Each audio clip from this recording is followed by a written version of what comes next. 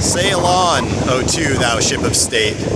Sail on, O Union, strong and great. Humanity, with all its fears, with all its hope for future years, is hanging breathless on thy fate. These words were written by Henry Wadsworth Longfellow in 1849 as he was composing a collection of poems called The Seaside and The Fireside. The beginning of the poem is about the building of a ship, a literal ship, and how a master shipbuilder and his apprentice build over hundreds of lines this beautiful ship together. And the ship is given to the apprentice to be his own at the end of the building of the ship, as well as the daughter of the master shipbuilder. And this marriage and this gift of the ship is given. And Longfellow originally thought he was going to end it by saying that the ship sails out and crashes and there's this tragic death. But as he was writing it, and as he was thinking about the upcoming election, where the question of abolition was becoming more and more important and foremost, both in Longfellow's mind and in the American consciousness, Longfellow decided to change the ending of the poem. And so he has this turn from the literal ship to the idea of the ship of state, which is an ancient idea that the country itself is a ship. Thou too, sail on, O ship of state, sail on, O Union, strong and great. With these lines, Longfellow talked about how he wanted the Union to stay together. And of course, we know that 10 years and a few months later, it would break apart. This poem became so popular that it was acted on stages before thousands of people in New England and throughout the American states.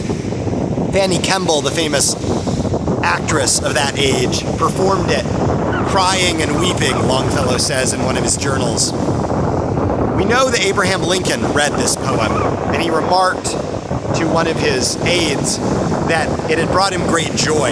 And his aide, who had memorized it as a child, quoted it all to Abraham Lincoln. And Abraham Lincoln, it said, wept when he heard it. And these lines, humanity with all its fears, with all its hopes for future years, is hanging breathless on thy fate. These words we know were in Lincoln's mind during the Civil War. But Lincoln wasn't the only president to interact with these words. There was also, later, Franklin Delano Roosevelt, as Winston Churchill stood against the evil of the Nazis. It said that Roosevelt sent these lines. Sail on, thou too, O ship of state. Sail on, O Union, strong and great. Humanity, with all its fears, with all its hope for future years, is hanging breathless on thy fate. This was sent to Churchill, and the Union wasn't the Union of American States now. It was Britain. It was the Allied powers against the evil of the Axis. And Churchill quoted these lines in his speeches as well. So Longfellow's lines, written 10 years before the Civil War, echo into the Civil War, echo into World War II, and inspire both the American nation and the British nation. It's amazing how a few words can be so powerful. It's once again a reminder that American poetry isn't this thing that has no bearing on American history or on world history. It can inspire generals, it can inspire prime ministers. The words echo down to our ages, and I think it can inspire us today. Thanks so much for listening. Hope you enjoy the sounds of the sea. I'll see you again next time.